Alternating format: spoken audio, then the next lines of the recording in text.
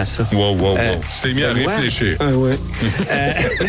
Il est arrivé sur la scène avec une tuque sur laquelle il était écrit « Party Animal ». La rencontre Robitaille du Trisac.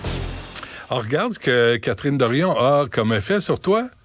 T'es rendu un poète avec un petit foulard. Hey, c'est vrai, j'ai oublié d'enlever mon foulard parce que je Non, suis dans un nouveau chic. bureau. Ah oui, il fait Je suis dans froid. un nouveau bureau, puis il fait tellement fret. Tu sais, quand t'as trop d'air climatisé, là, Ouais. puis là, je viens dans mon studio Cube, puis là, il y a un bon vieux calorifère à eau chaude. Là, je suis bien, là, je suis au chaud. Bon, regarde, Aïe. reste au chaud. En passant, ce voyage à Vienne, là, on n'a pas eu de suivi 6 mois plus tard. Hein, on constate ça en parlant à Mme Laflamme. Mais ça, Oui, je voulais en débriefer avec toi, justement. Ah, je t'en prie. Un débriefer. Ouais, t'as 1 minute. C'est dur, le logement. Hey, 5 millions pour amener un match des Kings à Québec? Ah oui, ça, écoute, même dans l'entourage du ministre Girard, qui a fait cette annonce-là hier, 5 à 7 millions, ça pourrait aller jusqu'à 7. On trouve que c'était pas idéal, que le timing était très mauvais, que, évidemment, mais on dit et là, c'est ça, j'ai essayé de savoir, là, parce que c'est Audi alteram partem, un de mes principes. Hein? J'ai essayé de savoir qu'est-ce qui les a amenés à prendre cette décision-là. Puis on m'a expliqué en long et en large que c'est dans le but, finalement, de faire voir Québec. Donc, c'est de la promotion touristique, mais aussi sportive. On donne beaucoup d'argent pour la promotion touristique. Hein? Donc, on essaie de faire ça aussi, puis dans l'espoir secret qu'à moyen et surtout à long terme, là, dans l'entourage du ministre, on me dit c'est vraiment un projet à long terme que les Nordiques puissent revenir ou que le hockey professionnel puisse revenir à Québec, montrer qu'on a un bon... Mais c'est un argument qui a une certaine valeur, Antoine, parce que je pense au Grand Prix de Montréal. Je me souviens d'avoir vu ça sur NBC, les réseaux américains. Ça amène Montréal à une quantité incroyable là, d'Américains.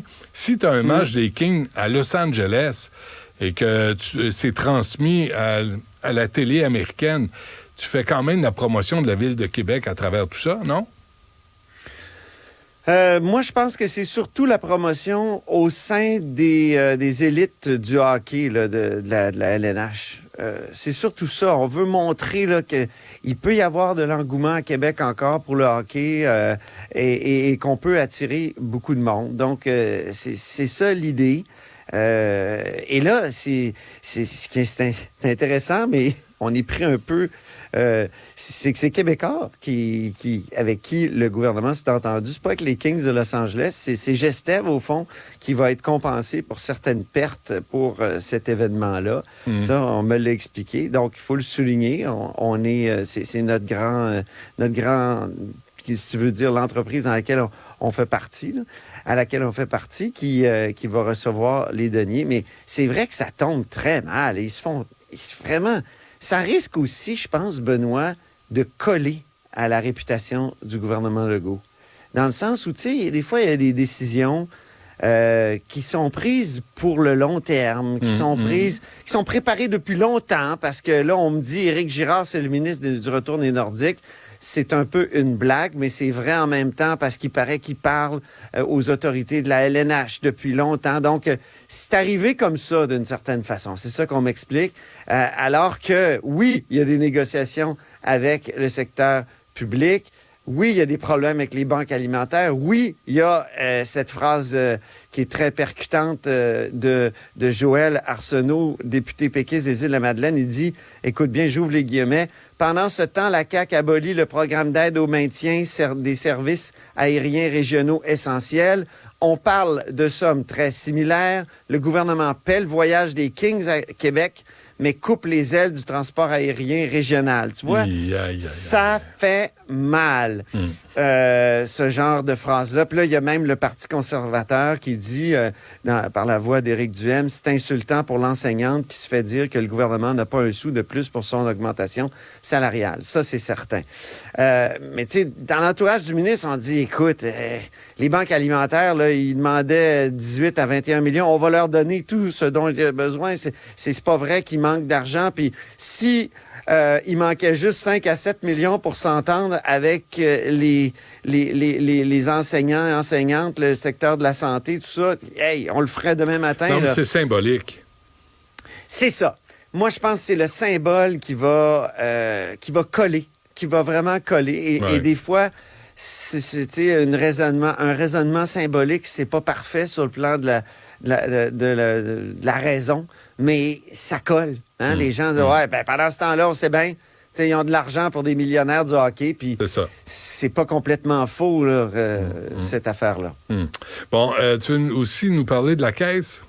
Ben oui, parce que le premier ministre rencontrait aujourd'hui Charles Lemond de la Caisse de dépôt et placement du Québec, le PDG. Pour lui parler de ses voyages ou sur notre bras? Oui, c'est ça.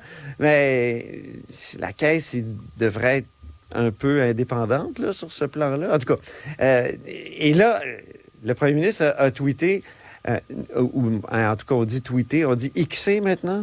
Qu'est-ce qu'on dit d'ailleurs, Benoît, avec le X? On dit Xer, hein? Non, donc, a publié sur X. Il publie encore sur les réseaux sociaux. On parle de la crise des médias, mais il n'est pas capable de le faire sur les médias traditionnels. Ah, ben oui, c'est ça. Ça me rend fou, là. Ça me rend fou. Au moins, sur X, on est capable de diffuser nos articles. Au moins, sur X, on n'est pas barré. Nous avons discuté, entre autres, de projets d'infrastructure. Excuse-moi, mais est-ce que X a envoyé un chèque à quelqu'un qui a écrit un article sur X? Ouais. X est un hostie de parasite. Puis il prend le travail que les vrais médias pour lesquels il paye, puis il les diffuse. Puis le gouvernement de François Legault, pas capable de comprendre ça, puis il publie encore ses messages sur les réseaux sociaux. Faut être un peu cabochon. En termes de communication, là, c'est 0 pied de barre pour le gouvernement Legault. Il faudrait qu'il publie finalement un communiqué aux médias. Comme avant. Hein? Puis on va le transmettre. C'est ça, exactement. J'aurais fait la même chose. C'est vrai qu'il y a un côté pratique à X, là, je peux comprendre, mais le courriel existe encore. Là. Le côté pratique tue les médias traditionnels, tue des jobs. Là. On coupe partout. Tous les médias ont coupé. Bravo. Continuez sur X, M. Legault. Lâchez pas. Donc, nous avons discuté, entre autres, de projets d'infrastructure. Puis là, Québec solidaire et le Parti québécois veulent savoir depuis quand la CAQ discute du projet de tramway de Québec avec la Caisse. Est-ce que c'est arrivé le vendredi où ils ont rencontré Bruno Marchand pour lui dire qu'il envoyait ça à la Caisse, puis on faisait une pause de 6 mois, ou ça fait longtemps? Et il y a Marc-André Gagnon du Journal qui faisait remarquer que sur X aussi, le 10 octobre, il écrivait on a rencontré le PDG de la Caisse, puis nous avons entre autres discuté de projets de transport collectif. Donc, ça fait peut-être depuis ce temps-là. Mais tu sais, il y a vraiment une sorte de manque de transparence au gouvernement là-dessus, puis à la Caisse de dépôt, parce qu'on essaie de savoir, d'abord, quel est exactement le mandat qui a été donné à la Caisse de dépôt par le gouvernement. Benoît, le sais-tu, toi? On le sait par des déclarations publiques, mais il n'y a pas... Habituellement, les gens qui font ça sérieusement, ils envoient une lettre, puis dans la lettre, il y a un libellé clair qui peut mettre des limites à ce mandat-là. Là, Et quand je te l'avais dit que j'avais écrit à 4 cabinets, il y a le cabinet des transports qui m'a répondu hier, je vous reviens vite, puis j'ai pas eu de nouvelles depuis ce temps-là. Tout ce qu'on a... Les transports sont pas longs. Tout ce qu'on a, là, Benoît, c'est une déclaration d'Emmanuel Rouillard-Moreau, qui est porte-parole chez CDPQ Infra, donc la Caisse de dépôt. Et là, j'ouvre les guillemets, elle dit « Si le gouvernement nous mandate... » T'as-tu en compris? Si.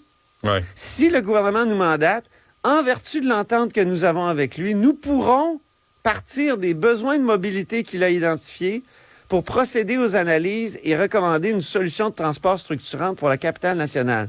Ça, c'est Marc-André Gagnon qui a obtenu ça la semaine passée.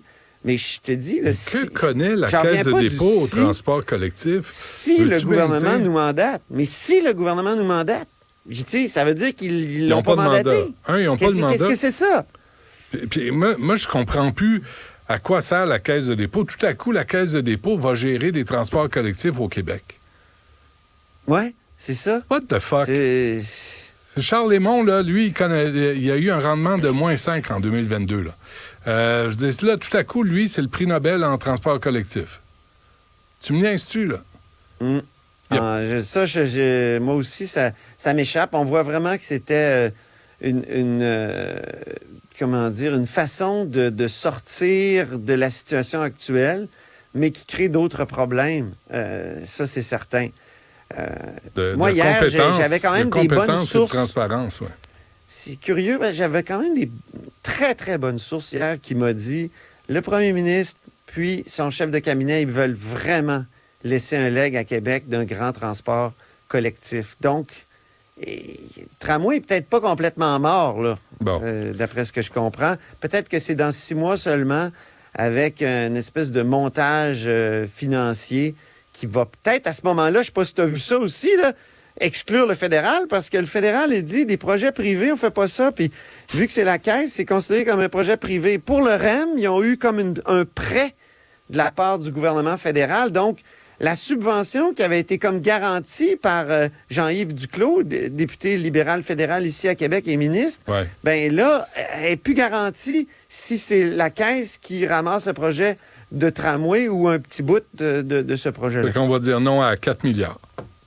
Ben c'est ça. Fantastique. Ça va aller ailleurs, peut-être. Tu sais, Waterloo, il paraît qu'ils ont un beau train léger. Puis moi, je l'ai vu à Edmonton. Là, tout était prêt pour l'inauguration du train léger qui a eu lieu la semaine passée, quand je suis allé il y a 3 semaines. Oui, pas Waterloo en Estrie. Waterloo... oui, excuse-moi, en Ontario. Oui, c'est ça. En Ontario. Parfait. Comme Toronto, qui a plein de trains légers, comme, tu sais, plein de villes en Amérique du Nord, parce que souvent, les gens qui sont contre le tramway nous disent « Oui, mais c'est des patentes européennes, ça. On n'a pas cette culture-là. » Je m'excuse.